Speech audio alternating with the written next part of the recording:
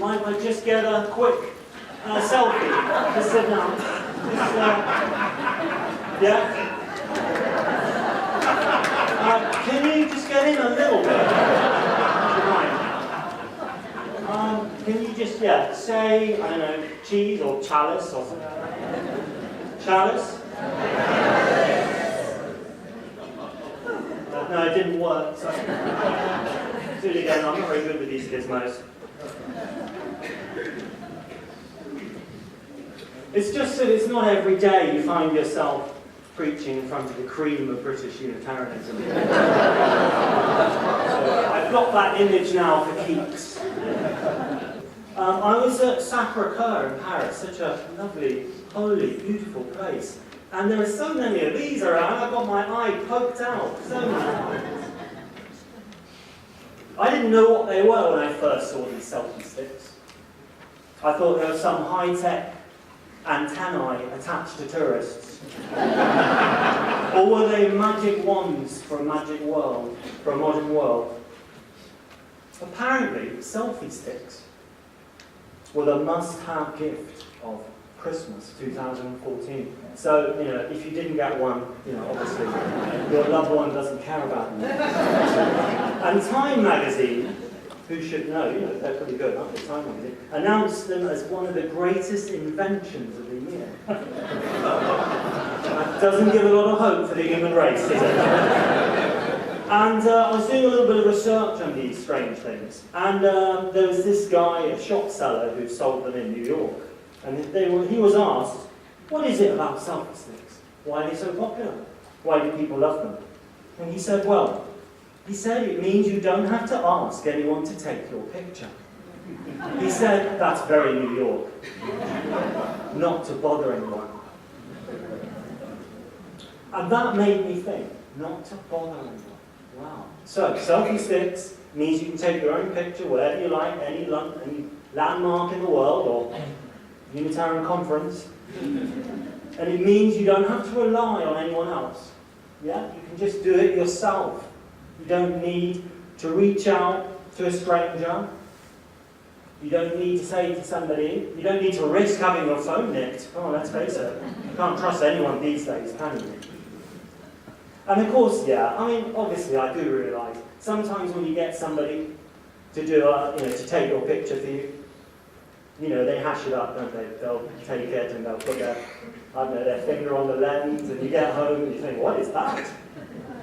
Or they'll take a picture of the pavement or the sky, you get a nice cloud, but not a picture of you in front of the Eiffel Tower, which is what you really wanted. So I can see their advantages.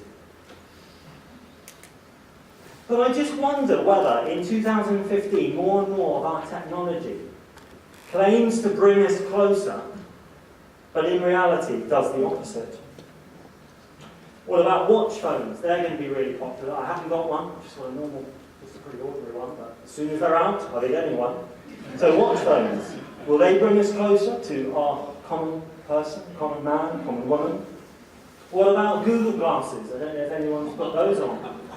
Yeah, normal glasses, but there's a little camera in there, and it basically takes a video of anyone you're talking to. So watch it. If you have a private conversation with someone with Google glasses, it'll end up on the internet. And then also, apparently another must-have present for Christmas were these personal drones. Personal drones. I mean, just the phrase makes me shudder. Personal drone. I mean, drones are bad enough, aren't they? Drones going over, the Middle East, taking photographs, taking films. But a personal drone, that's a sin, I think. That's a sin. But apparently they're really popular because you get your personal drone, which is like a helicopter, basically, a remote control helicopter with a phone, with a camera in it. And the reason why they're popular is it means you can spy on your neighbour. So, can't wait to get one of those. But I just wonder whether technology and affluence slowly convincing us that we can lead totally independent lives, that we can function in the safe bubble of our own house or car or timeshare. A lot of advertising, I've noticed, seems to celebrate the drive to be independent, to be a complete individual. For instance, VW golf adverts. I shouldn't have plugged them, should I? Anyway, they are fairly interesting adverts because they're very clever at celebrating being distinctively independent as the ultimate spiritual goal that we could all have. Most of the storylines show individuals with things going wrong, but then at least they've got the specialness and luxury of their car to remind them of their identity and status. And maybe the most ultimate advertising slogan of all time. Do you know what it is? Guinness is good for you. Any other guesses? Because you're worth it. No, sorry, because I'm worth it. I got that wrong. Obviously I haven't been listening to the adverts enough. Because I'm worth it. Used by the cosmetics company L'Oreal since 1973. They still got it going. Isn't that ironic? Self-worth is a massive challenge facing a growing number of people on this earth. And putting makeup on is not going to necessarily help them find self-worth. Anyway, that's only a minister would say that. So many adverts, though, don't they, these days, seem to be trying to sell us the spirit of community, of human connection, of trust, and of friendship. Building society adverts, they're the worst. Mobile phone adverts. And beer adverts. It's amazing how all beer adverts, they all have big groups of friends coming together, having a really good time. I suppose they have to keep them simple. But no wonder people don't feel the need for religion anymore. If we end up searching for a sense of belonging and bliss and happiness in products and things and technology. Yet the reality is that while companies like to play with our fantasies and deep human needs, more and more people in the UK are struggling with loneliness and isolation. In recent research tells us that 7% of Britons spent Christmas on their own. Over half of people over 75 live on their own, and a staggering 2/5 of older people say that TV is their main company. But then real statistics, something adverts probably won't generally talk about. But my question is, how, as a flock of Unitarians, can we respond to this? In the beautiful and poignant Sufi story of the Conference of the Birds, it really was special, that, wasn't it? Look, thank you so much for getting that together, all of you. I think Attar would have been proud of it.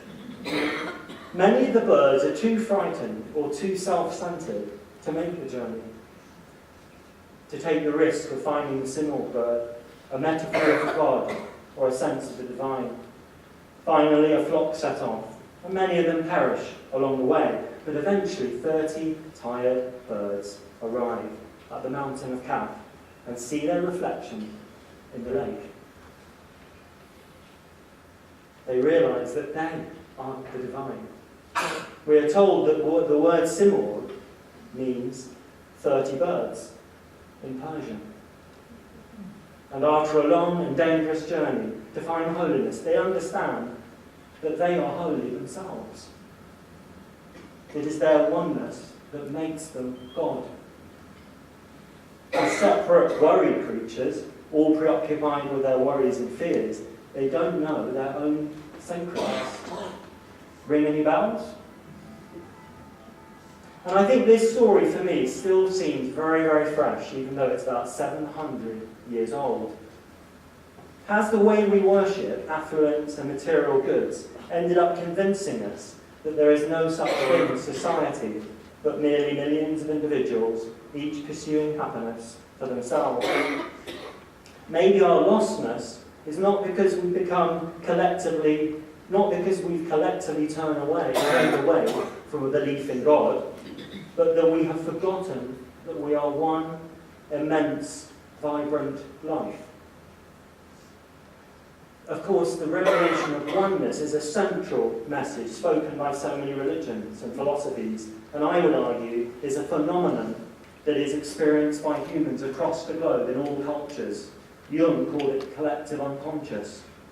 I just wonder whether you have encountered a sense of oneness being connected with all life. I've had that experience a few times, particularly in my late teens and early 20s actually, and often on mountains, and often swimming in the sea as well. Those two places for me. But the other day I was a bit surprised because I was on the underground, very late night in the underground in London, coming back pretty late on the Northern Line, I think it was. And it was a packed carriage, people all around me, strangers, didn't know any of them. And I just had this incredible sense of connection and happiness. It's as if everyone in the carriage shared the same soul, almost. Or that we were wired up to one body. And it was only a few seconds, and then it was past. And I had to go on my journey. It was a really special moment. And I'm just interested, since it's not every day you get all these Unitarians together, just interested, if you've, sometime in your life, if you've had that sort of intense feeling, just for a few seconds or maybe more, of being connected with all life. Can you just do that? So I can just see, right, yeah. That's pretty well most of you, isn't it? Right, well, let's hear your voice. So who'd like to go first? No, that's going to get thrown out for that. But anyway, that's another time we could write all our experiences up. Hermann Hesse, the great German-born poet and novelist, expresses that sense of oneness very beautifully in his book Siddhartha, exploring the journey of the Buddha. I'm going to read you just a little quote from towards the end of the book, a bit where after a long, arduous journey of suffering and learning, Siddhartha returns to the river. Siddhartha listened. He was now listening intently, completely absorbed, quite empty, taking in everything. He felt that he'd now completely learned the art of listening. He'd often heard all this before, all these numerous voices in the river. But today they sounded different. He could no longer distinguish between the different voices, the merry voice from the weeping voice, the childish voice from the manly voice. They all belonged to each other. The lament of those who yearn, the laughter of the wise, the cry of indignation, and the groan of the dying. They were all interwoven and interlocked, entwined in 1,000 ways. And all the voices, all the goals, all the yearnings, all the sorrows, all the pleasures, all the good and evil, all of them together was the world. All of them together was the stream of events, the music of life. When Siddhartha listened attentively to this river, to this song of 1,000 voices, he did not listen to the sorrow or the laughter. He did not bind his soul to any one particular voice and absorb it in himself. But he heard them all, the whole, the unity, the great song of 1,000 voices consisted of one word: Om. Perfection.